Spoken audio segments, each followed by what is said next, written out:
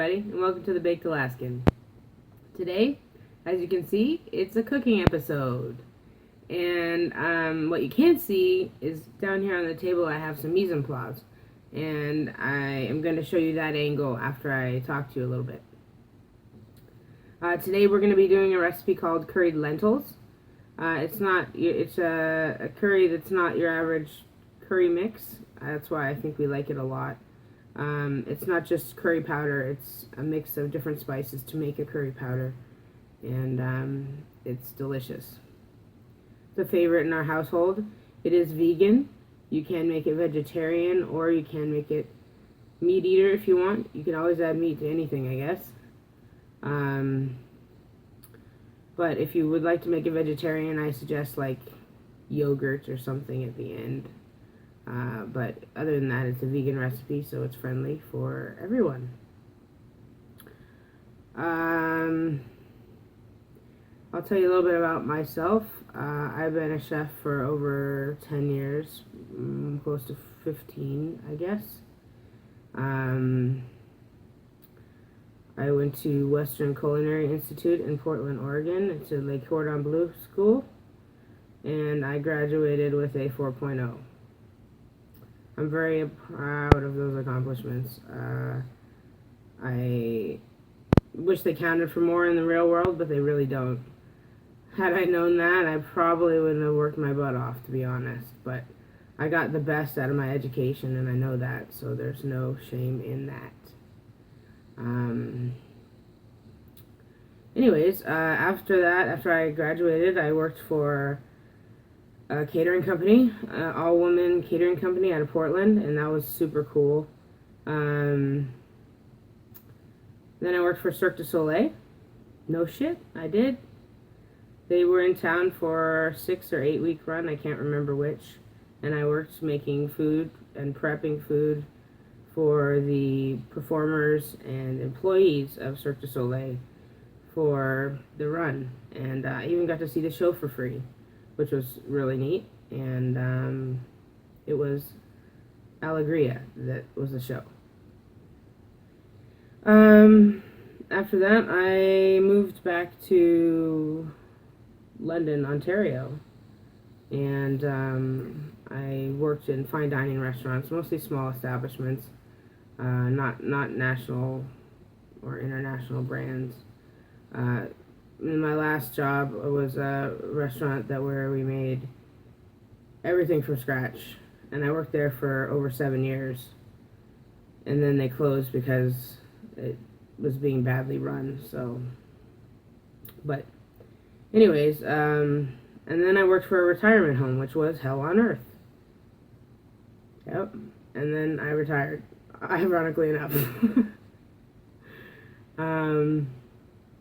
So that's my experience.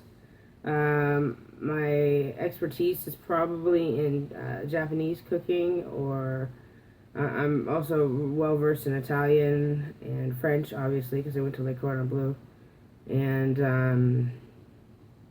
I guess I cook mostly Asian-inspired fusion recipes most of the time. And I'm being told from the peanut gallery in the back that I am amazing at Mexican food. And she's laughing now. Alright, I'm gonna now cut to a different angle, and we'll see about showing you a little bit of knife skills and what's gonna go in, and tricks about what's gonna go into this recipe.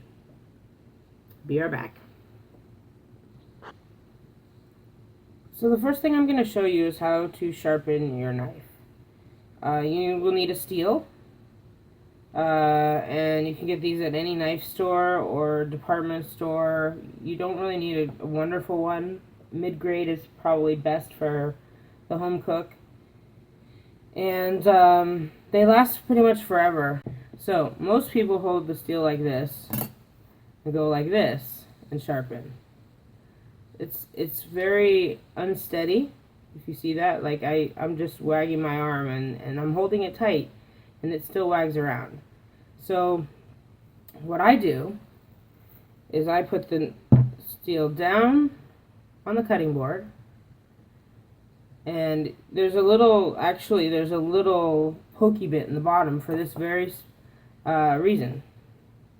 Then you're going to take your knife and you're going to go at about, I don't know what the angle is, but put my thumb like here and measure the distance, the angle that way. And then you draw it across, and then you do the same thing for the back, and you use your knuckle for that angle. And you do this 10, 15 times.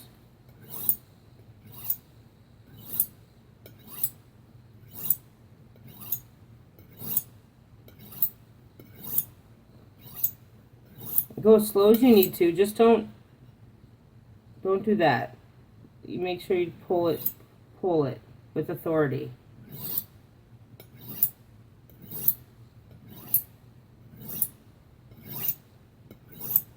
Now you can sharpen your knife too much, so try not to go crazy.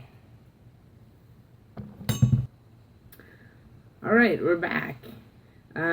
First thing I'm going to show you is, I should have showed you before the knife sharpening, but when you put your cutting board down, always have like one of these. Like this is a cabinet liner that's a non-skid for your glasses and stuff. These work wonderful for this purpose. But if you don't have one of these, all you need is a wet tea towel or a wet paper towel, and you just put it down underneath, and you put your board on top, and you give it a push. And if it doesn't move, you're set. You do not want your board to move. Next thing you need to know is how to hold your knife. So a chef's knife is what I use pretty much for everything. And what you do, put it in your hand like this, your index finger over the end of the blade comes under, and you pinch it.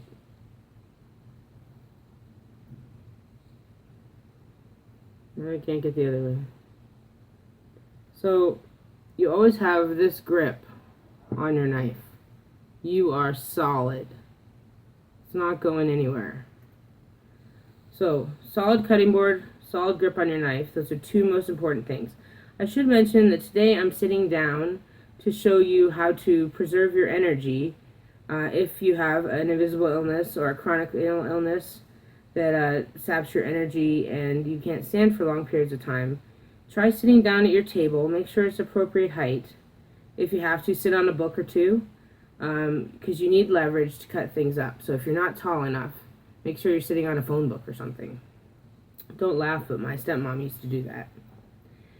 So, first request I got was how to cut a bell pepper up without the seeds going everywhere.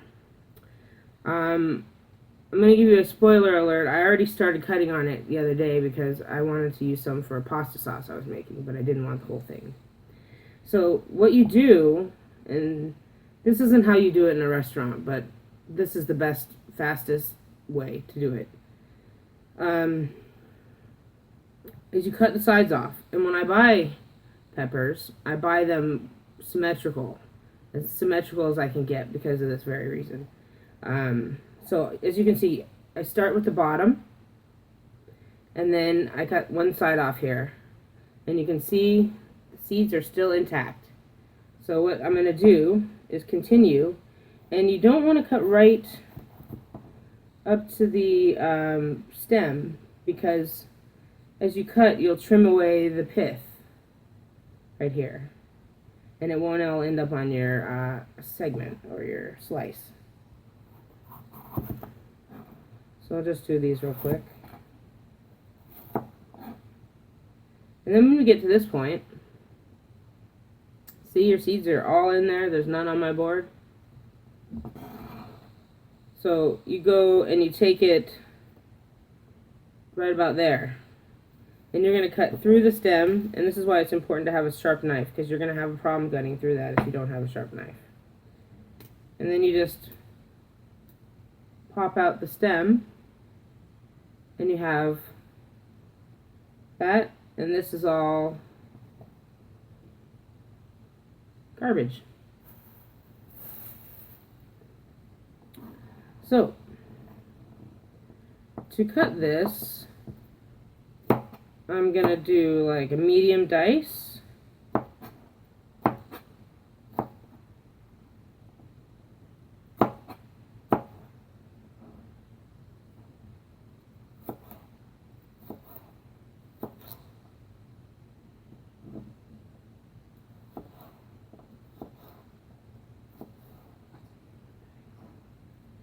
What's a medium dice? The Peanut Gallery says. Medium dice is a 1/2 inch by a 1/2 inch by a 1/2 inch if you're cutting potato cubes.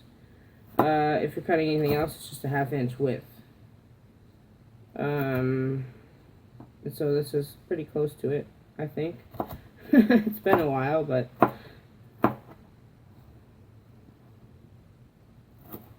I love knife skills. I love perfect cuts. I like cut things and then I'm like so proud of them I have to show them off. Don't laugh, it's true.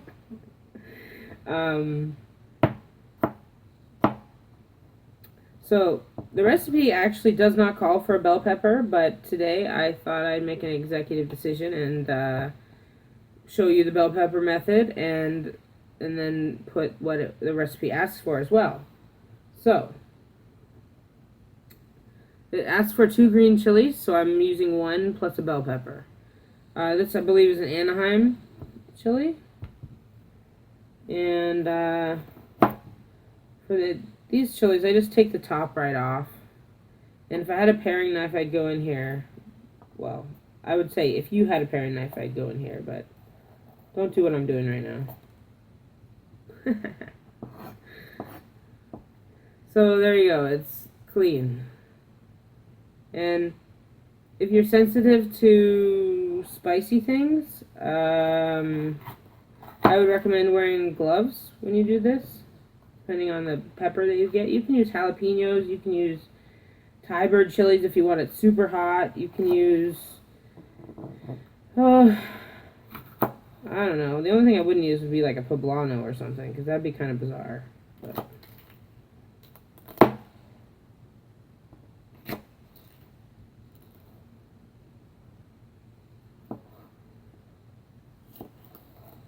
and that, as you can see, is the difference between cutting on with the skin up and cutting with the skin side down. You have a much more difficult time cutting through the skin than you do cutting through the soft flesh. So if you're ever cutting a bell pepper, tomato, eggplant, I don't know, like anything, skin side on the cutting board and you'll have a much easier time getting through it. Even with a sharp knife.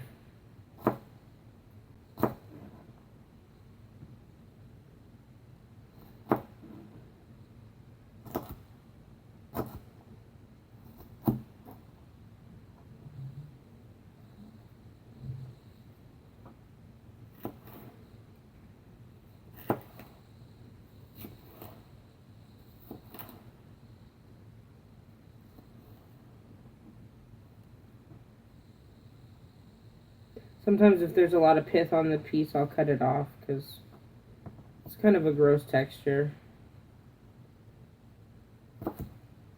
when it stews for a while. And also if you're doing like fine dining, like that's the devil. Like you don't want that on your piece at all. And that's why I will do a fine dining demo of how to cut a bell pepper if you want. Because it's a lot different. Let me just clean up my mess. Always clean as you go. And then I'm going to put this pepper in here.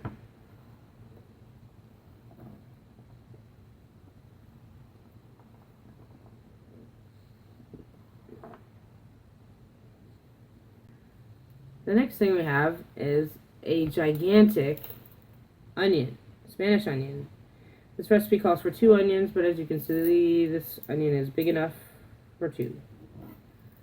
So, the best way to cut an onion, and believe me, because I've cut like pounds and pounds of them, but you cut the ends off first. And if you are a person that has problems peeling onions, you can see right now it's already peeling itself.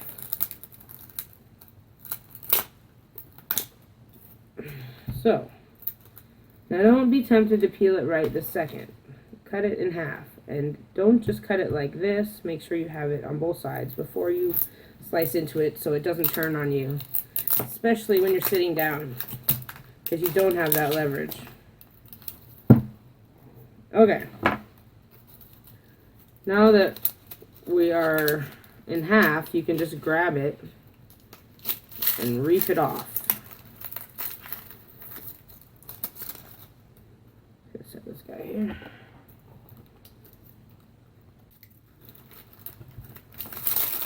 Clean as you go.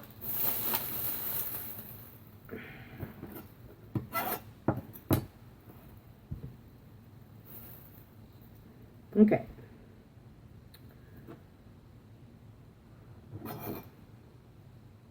Now, this root side.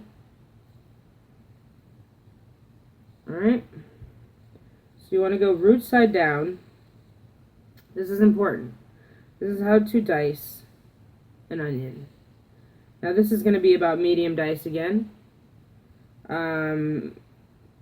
What I do is, it depends on the size of the onion, but I usually cut right where the half moon ends. So I start with my hand really tightly on there. My thumb is tucked back. I know you can't see it, but it's tucked back behind my other fingers. So do not leave that hanging out. Then you're just going to slice down into this onion, but do not slice all the way through.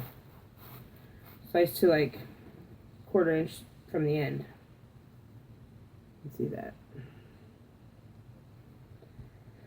So then you take it and you put it flat on the board and you cut this way.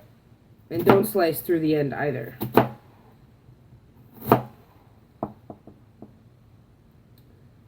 And then this is just holding it together with my thumb, making sure it's behind my other fingers, because this finger is always up against the knife. It's keeping it away from chopping my other fingers off.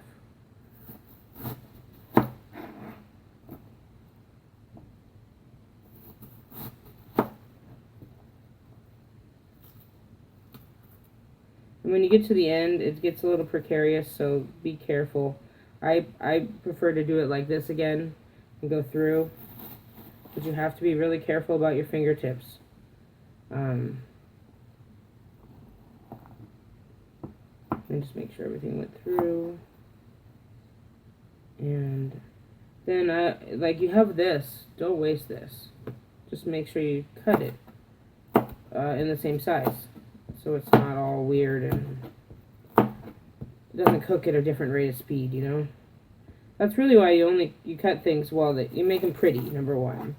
But you want them to cook at the same rate of speed. So if you have like big pieces here, little pieces there, it's your food will be mushy in places and hard in the other places, and that's kind of gross.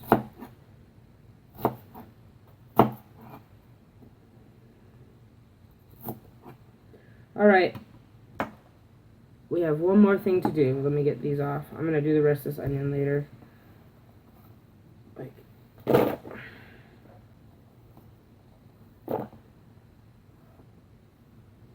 Okay, this is chef trick number 2 or 3, whatever I've told you so far. We have ginger and we have garlic, and I have a rasp. This is actually a wood rasp. It's a microplane. It's just like the food ones that you use, except they sell it in the hardware store and it's cheaper. So if you don't have one, you don't need to spend a lot.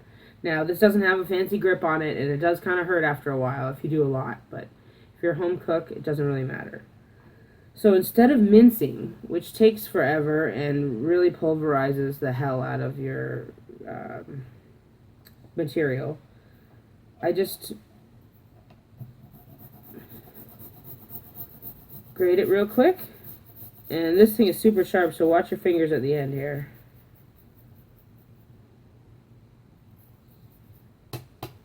And like that. It's beautiful.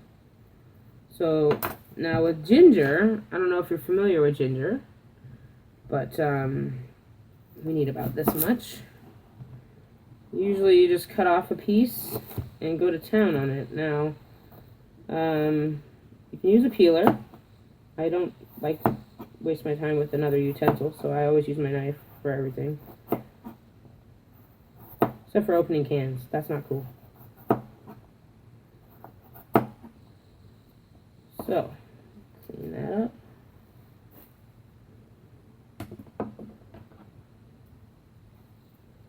This is different. You don't want to grate like this because it's really fibrous. So turn it on its side and it'll grate really nice for you. You'll still have a lot of fiber, but that's the nature of the beast, really.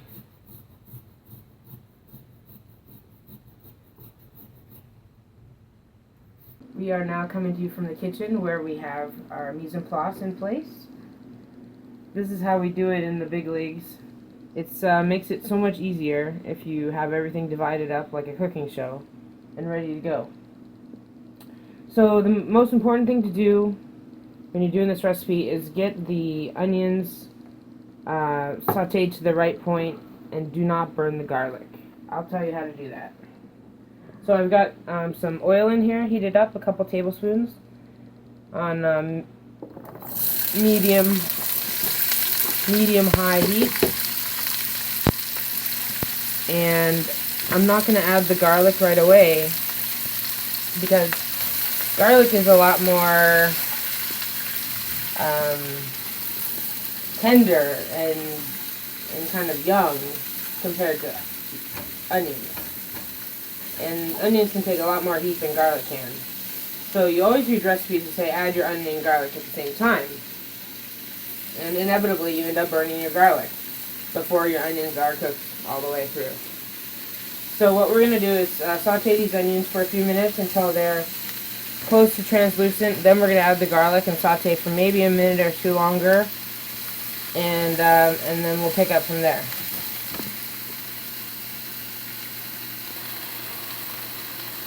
Alright everybody, welcome back. The onions are not quite translucent yet, but they're just where we want them to be before we add the garlic, so that they can go a little bit longer, and the garlic's here, with the ginger as well.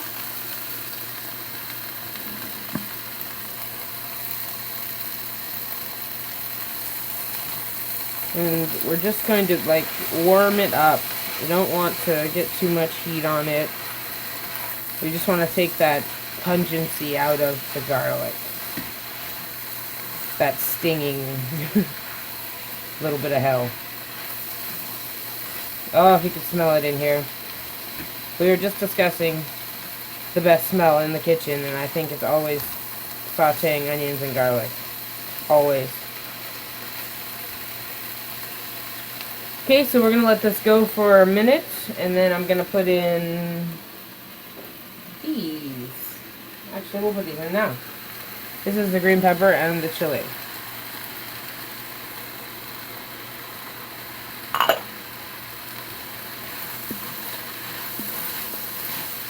And again, we don't want to get this too sauteed because we're going to braise it almost. We're going to braise the lentils. So the vegetables will get really mushy if you cook them too far.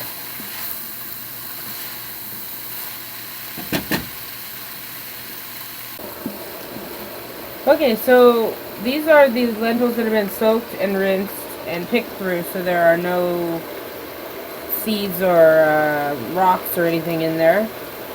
And then they've been strained out, and we're going to add that in here. If you ever wonder what the pilaf method is, I know you did. This is totally it. Except usually you do it with rice and not lentils. So you're going to cook the lentils for a minute or two, just to kind of get them to pick up the aroma of the vegetables and all that.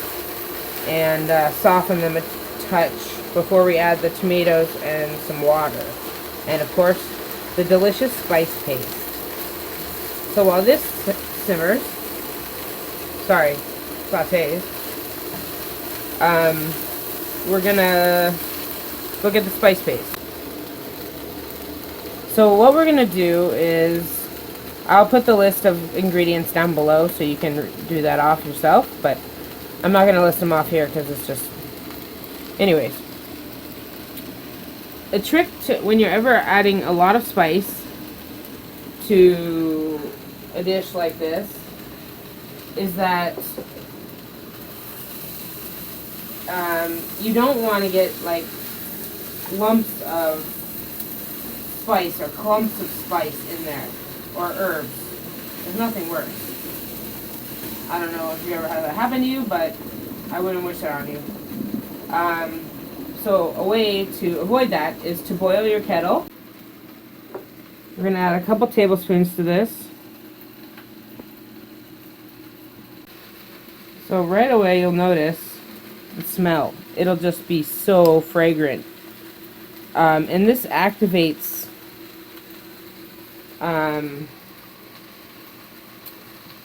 it activates all the spices before you put it in your mix.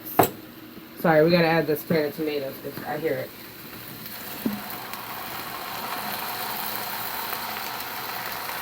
When you hear your pot start to kind of pock a little bit, you know you've run out of liquid or oil or whatever, and whatever it is gonna burn. So when you hear that, stop whatever you're doing, like I just did, and put in some liquid, and it'll calm it right down until it gets boiling again. So at this stage we're adding 2 cups of water, the tomatoes, and the spice paste.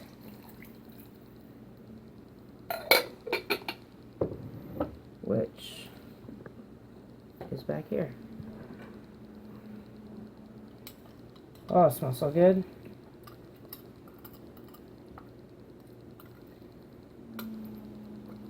So, I don't know, another trick too, if you're ever using like fresh herbs or spices in like making taco meat or whatever, put that in with when you're sauteing, and it'll get a lot more fragrant and you'll taste it a lot more when you go to eat it. So this looks pretty watery. It's gonna soak up a lot of the water from the lentils. And we just need to let it simmer for a little bit. Alright, so we've simmered for a while, medium-low heat. You can tell it's still a little soupy. That's okay. Sometimes I'll do a roux in there to thicken it up, or sometimes I just leave it or cook it longer and let the water reduce out of it. I think I might do a roux today, we'll see. But the most important thing about this is the doneness of the lentils. Now, personally, I do not like mushy lentils. I like them just before they're cooked through, so they're a little nutty. And these are just at that stage, so it's perfect. We've already put the spice paste in, so now we just have to finish it. They suggest smashing some of these with the back of a spoon to thicken it. Also as an option, but I don't like to do that because you can see how long that would take. Anyways, so we're going to finish it with some cilantro and some lemon juice. Whenever you juice citrus,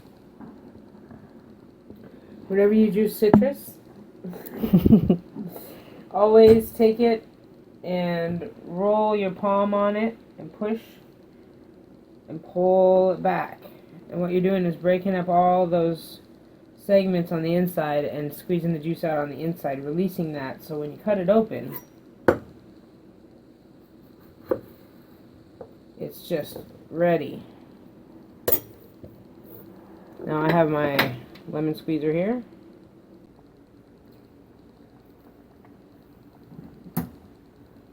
You don't want to do this when it's off the heat, by the way. I'm not a very good example right now. Basically, you don't want to cook that nice fresh flavor of the lemon out. I'm getting a free shower over here.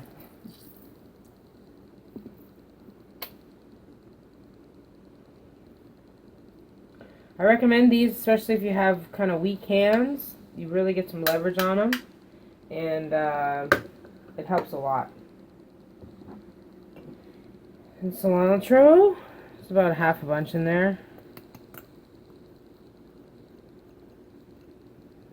And this you really don't want to cook out, because cilantro is such a bright flavor. It's just something that you really kill if you cook it.